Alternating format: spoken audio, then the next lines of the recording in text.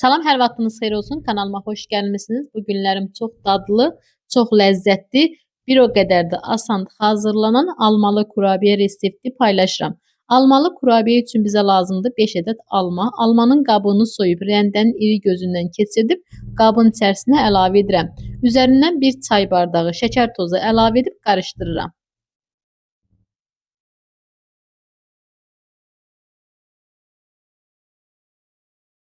Üzərindən 1 xörək qaşığı darçın əlavə edib qarışdırıb qoyuram içliyi kənarda soğuması üçün.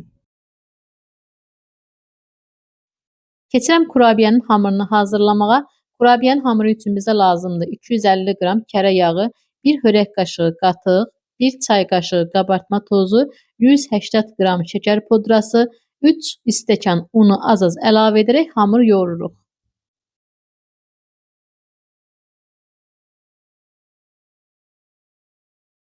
Ələ yapışmayan yumuşaq bir hamur alınmalıdır. Hamuru masanın üzərinə alıb hissələrə ayırıram.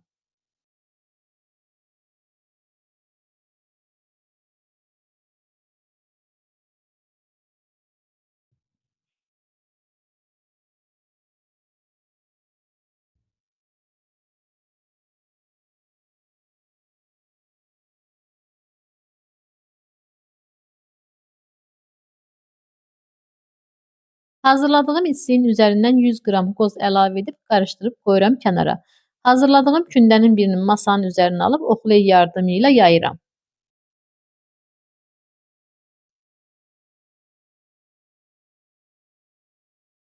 Yaydığım kündəni hissələrə ayırıb üzərindən hazırladığım içlikdən 1 çay qaşığı yerləşdirib bükürəm.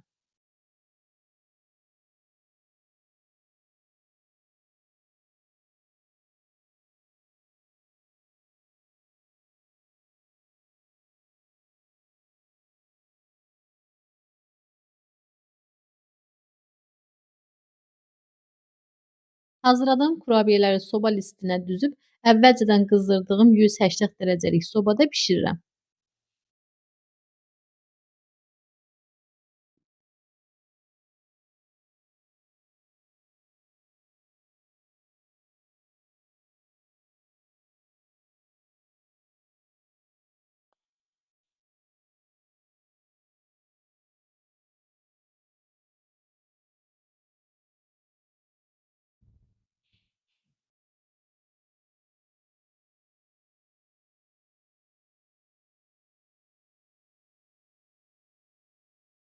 Kurabiyələr bişdikdən